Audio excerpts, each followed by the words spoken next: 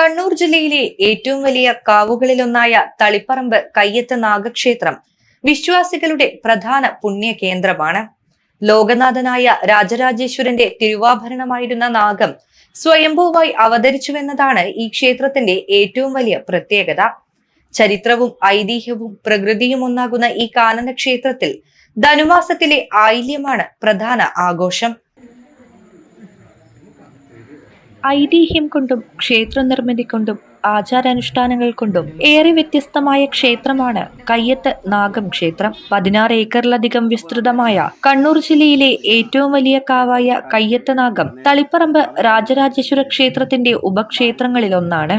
ധനുമാസത്തിലെ ആയില്യം നാളാണ് കയ്യത്ത് നാഗത്തിൽ ഏറ്റവും വിശേഷപ്പെട്ട ദിനമായി കണക്കാക്കുന്നത്. ആയിരക്കണക്കിന് ഭക്തരാണ് അന്നേ ദിവസം നാഗാരാധനയ്ക്കായി ഇവിടെ എത്തിച്ചേരുന്നത്. ജനുവരി 5 തിങ്കളാഴ്ചയാണ് ഈ വർഷത്തെ ധനുമാസത്തിലെ ആയില്യം ആഘോഷിക്കുന്നത്. ക്ഷേത്ര പരിസരത്ത് നിന്നും കിട്ടിയ നാണയം പ്രകാരം കയ്യത്ത് നാഗക്ഷേത്രത്തിന് 500 വർഷത്തോളം പഴക്കമുണ്ടെന്നാണ് വിശ്വസിക്കപ്പെടുന്നത്.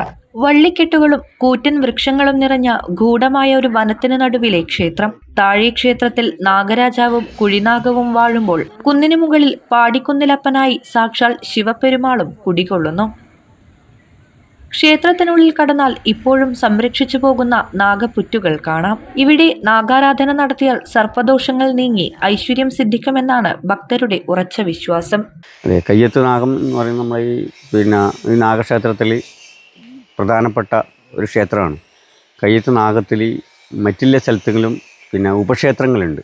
ഇവിടെ ഉപക്ഷേത്രങ്ങളില്ല. ഭഗവാനോടുകൂടിയുള്ള ഒരു നാഗമാണ് ഈ ശ്രീകോലത്തിൽ. ഇപ്പം മറ്റുള്ള ക്ഷേത്രങ്ങളൊക്കെ ഉപക്ഷേദേവനായിട്ടാണ് അറിയപ്പെടുന്നത്. കയ്യത്ത് നാഗത്തിൽ മറ്റ് ഉപദേവനങ്ങളില്ല, ഒറ്റ ക്ഷേത്രം മാത്രമേ ഉള്ളൂ. പ്രധാനപ്പെട്ട ധനുമാസത്തിലെ ആയില്യം നാളിൽ, അതുമാതിരി തന്നെ കുംഭമാസത്തിലെ ആയില്യം നാളിൽ, അതുമാതിരിയാണ് മേടമാസത്തിലെ ആയില്യം നാൾ. പണ്ട് കാലങ്ങളിൽ ഈ 3 മാസം മാത്രമേ ഈ ആയില്യ സർപ്പോലി പൂജ കഴിക്കാറുള്ളൂ. ഇതിപ്പം ജനങ്ങളെ ആവശ്യാർത്ഥം എല്ലാ മാസവും ആയില്യ പൂജ ഭക്തജനങ്ങളെ ആവശ്യാർത്ഥം ഇവിടെ ആയില്യ പൂജ നടത്തുന്നുണ്ട്. എല്ലാ മാസവും ഒരു മാസത്തിൽ ഒരിക്കലാണ് ആയില്യ പൂജ വിപുലമായിട്ട് നടത്തുന്നത്. മറ്റുള്ള ദിവസങ്ങളിലെല്ലാം സാധാരണ ചെറിയ സർപ്പബലി മറ്റുള്ള വഴിപാടുകളാണ് കഴിക്കുന്നത്. പ്രധാനപ്പെട്ട സർപ്പബലി പൂജ, ചുറ്റുവിളക്ക്, രാഗപൂജ. സർപ്പബലി പൂജേൻ്റെ ചെറിയ പൂജ അത് പകൽ കഴിക്കുന്നതാണ്. ഈ സർപ്പബലി പൂജ കഴിക്കുന്നത് രാത്രി മാത്രമാണ്. മുട്ട എല്ലാ ദിവസവും നമുക്ക് ഒപ്പിക്കാം. ആയില്യ ദിവസങ്ങളിലാണ് കൂടുതൽ ആൾക്കാർ മുട്ടയൊപ്പിക്കാൻ വേണ്ടിയിട്ട് വരുന്നത്. ഇവിടെ സന്താനഭാഗ്യത്തിനും അതുപോലെ തന്നെ മറ്റുള്ള തടസ്സങ്ങൾക്കും ജോലി ആവശ്യത്തിനർത്ഥം അനവധി ഭക്തജനങ്ങൾ ഇപ്പം വരുന്നുണ്ട്. നമ്മൾ കുട്ടികളില്ലാതെ ആൾക്കാരൊക്കെ ഈ രാഗപൂജ എന്ന വിശേഷ വഴിപാടുകൾ കഴിച്ചിട്ട് നമുക്കതിൻ്റെ അറിയാൻ കഴിഞ്ഞിട്ടുണ്ട് മറ്റുള്ള കുറേ കാര്യങ്ങൾ. ഇപ്പോൾ നല്ലൊരു നൂറും പാലും, അതുപോലെ നൂറും പാലും നമ്മൾ റെസീറ്റ് മുറിക്കൽ മാത്രമല്ല, ഈ സാധനങ്ങൾ കൊണ്ടുവന്നിട്ട് കഴിച്ചിട്ട് അതിൻ്റെ പ്രസാദം ഭക്തജനങ്ങൾക്ക് കൊടുക്കുന്ന ഒരു നിവേദ്യമാണ് പ്രധാനപ്പെട്ട. സാക്ഷാൽ രാജരാജേശ്വരന്റെ കയ്യിൽ ആഭരണമായി അണിഞ്ഞിരുന്ന ദിവ്യസർപ്പം തന്നെയാണത്രേ കയ്യത്ത് സ്വയം നാഗസാന്നിധ്യമായി വിരാജിക്കുന്നത്. രാജരാജേശ്വരന്റെ കയ്യിൽ ആഭരണമായി ധരിച്ച സർപ്പങ്ങളിലൊന്ന് ഇവിടെ ഊർന്നു വീണതെന്നും അത് ഇവിടുത്തെ സ്വയംഭൂ സർപ്പ സാന്നിധ്യമായി പരിണമിച്ചു എന്നുമാണ് ഐതിഹ്യം. അതിവിശിഷ്ടങ്ങളായ സർപ്പാരാധന കേന്ദ്രമായി കയ്യത്ത് നാഗം പരിണമിച്ചതും അതുകൊണ്ട് തന്നെയാണ്. പുറ്റെന്ന് വെച്ചാൽ നമുക്ക് അകത്തിലെ പുറ്റ്, കന്നിമൂലക്കിലെ പുറ്റാണ്.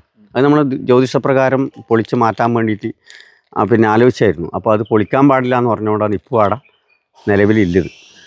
അങ്ങനെ ജ്യോതിഷപ്രകാരം പൊളിക്കാൻ പാടില്ല. അത് ഒരു കാലഘട്ടത്തിൽ നാഗത്തിൽ ഈ ശ്രീകോവിലിൻ്റെ ഉള്ളിൽ നിന്ന് പുറത്തേക്ക് വന്നിട്ട് അപ്പോൾ അവിടെ നിന്നു എന്നാണ് പറയുന്നത്. അതുകൊണ്ടാണ് അത് പൊളിക്കാൻ പാടില്ല കന്നിമൂല സ്ഥാനത്ത്. ഇത്രയാണ് നമ്മൾ പ്രധാനപ്പെട്ട ചടങ്ങും കാര്യങ്ങളും. എല്ലാ ആയില്യം നാളിലും നടക്കുന്ന സർപ്പബലി ഏറെ വിശേഷ വഴിപാടാണ്. ധനുമാസത്തിലെ ആയില്യം നാളാണ് കയ്യത്തുനാഗത്തിൽ ഏറ്റവും വിശേഷപ്പെട്ട ദിനമായി കണക്കാക്കുന്നത്. അതുപോലെ കുംഭത്തിലെ ആയില്യവും ഏറെ പ്രധാനപ്പെട്ടതാണ്. ആയിരക്കണക്കിന് ഭക്തർ ഈ ദിവസങ്ങളിൽ നാഗാരാധനയ്ക്കായി ഇവിടെ എത്തിച്ചേരാറുണ്ട്.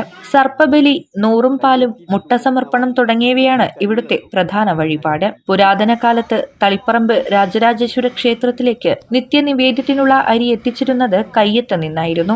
ആ സ്മരണയിൽ ഇന്നും എല്ലാ സംക്രമനാളിലും കയ്യത്തുനിന്ന് പരമ്പരാഗത രീതിയിൽ തലച്ചുമടായി തളിപ്പറമ്പിലേക്ക് അരി എഴുന്നള്ളിച്ചു കൊണ്ടുവരുന്നത് പതിവാണ്. പ്രകൃതിയുടെ മടിത്തട്ടിൽ ദൈവീകത കൂടിയിരിക്കുന്ന ഈ കാനനക്ഷേത്രം സർപ്പദോഷഭീതികൾ അകറ്റാനും ശാന്തി തേടിയും ആയിരങ്ങൾ ആശ്രയിക്കുന്ന ഇടമാണ്. നാഗചൈതന്യം നിറഞ്ഞ ഈ മണ്ണിൽ നിന്നുയരുന്ന ഓരോ പ്രാർത്ഥനയും ജീവിതത്തിലേക്ക് ആത്മവിശ്വാസത്തിന്റെ വെളിച്ചം പകരുന്നു.